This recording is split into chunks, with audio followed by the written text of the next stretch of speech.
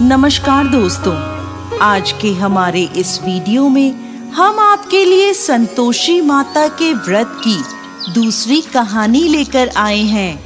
एक समय की बात है, किसी नगर में एक राजा और रानी थे। उनके 2 बेटियां थीं। राजा ने अपनी दोनों बेटियों को तैराकी, तीरंदाजी, घुड़सवारी आदि सभी प्रकार की शिक्षा दी थी। साथ ही रानी ने बेटियों को घर की जिम्मेदारियां भी अच्छे से सिखाई थीं। बड़ी बेटी चंपा और छोटी बेटी रूपमती थी। चंपा थोड़ी सांवली थी, जबकि रूपमती नाम के समान रूपवान थी। रानी माँ हर शुक्रवार को पूरी विधि विधान से व्रत करती थी। उनके महल में एक धायमा रहती थी जो अपनी भतीजी से राजा की शादी करवाना चाहती थी, लेकिन राजा ने अपनी पसंद की राजकुमारी से शादी करी थी। इसलिए वो रानी माँ से चिढ़ती थी और हर समय सबके रानी माँ के खिलाफ कान भरती रहती थी। चंपा कभी किसी की बातों में नहीं आती थी, पर रूपमती कई बार धायमा की बातों में आकर अपनी माँ से लड़ने लगती थी। एक बार एक राजकुमार का रिश्ता चंपा के लिए आया।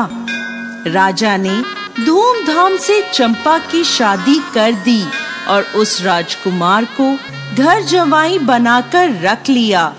शादी के बाद रानी माँ ने चंपा को भी शुक्रवार को संतोषी माता का व्रत करवा दिया। अब हर शुक्रवार दोनों माँ बेटी व्रत करने लगी। संतोषी माता की कृपा से चंपा गर्भवती हो गई। राजमहल में चारों तरफ खुशियां ही खुशियां छा गईं। एक दिन रानी माँ और चंपा का शुक्रवार का व्रत था। तब राजा और उनके जवाई सिपाहियों के साथ शिकार को गए हुए थे। तब धायमा ने एक चाल चली और रानी माँ के खाने में खटाई मिला दी और अनजाने में रानी माँ और चंपा ने वो खटाई वाला खाना खा लिया, जिससे संतोषी माता रुष्ट हो गईं। और रुष्ट होकर संतोषी माता ने राजा और उनके जवाई को रास्ता भटका दिया और उन दोनों की याददाश्त भी चली गई। वो दोनों सिपाहियों से अलग हो गए और इधर उधर भटकने लगे। भूख प्यास से व्याकुल होकर वो दोनों बेहोश हो गए।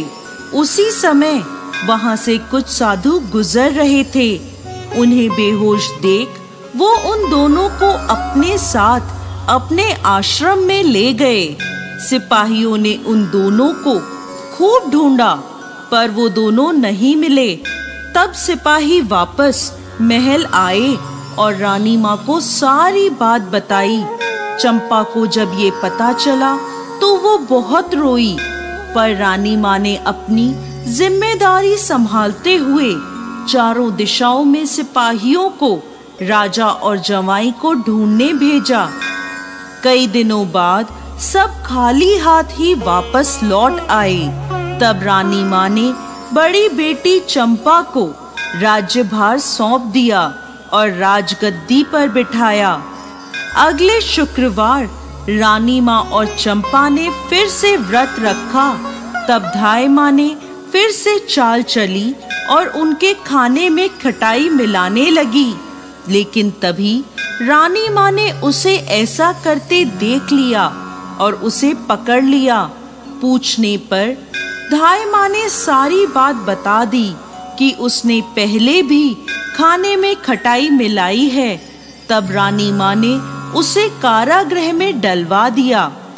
अब रानी माँ और चंपा ने संतोषी माता से प्रार्थना करी, हे माँ संतोषी, आप हम सबकी माता हैं और हम आपके बच्चे हैं। हमारी भूल माफ करें माँ संतोषी और हमारे पति को वापस लाएं। तब उसी रात्रि को संतोषी माता राजा के स्वप्न में आईं और बोली, अरे राजा, उठ और अपने राज्य वापस जा। तेरा जवाई और तू मेरे प्रकोप को झेल रहे थे। अब तू अपने राज्य जा और मेरा एक मंदिर बनवा। दूसरे दिन राजा और उसका जवाई सभी साधु संतों का शुक्रिया करते हैं और उन्हें प्रणाम कर अपने राज्य की ओर लौट जाते हैं और पूरे राज्य को संतोषी माता की महिमा बताते हुए संतोषी माता का एक भव्य मंदिर बनवाया। रानी माँ ने चंपा के साथ धूमधाम से शुक्रवार के व्रत का उद्यापन करा। चंपा को एक बहुत सुंदर पुत्र प्राप्त हुआ और महल में वापस खुशियां ही खुशियां छा गईं। हे संतोषी माता, जैसे आप रानी माँ और चंपा पर प्रसन्न हुई, वैसे ही इस कहानी को कहते, सुनते और हुंकार भरते सब पर कृपा करना। जय संतोषी माता।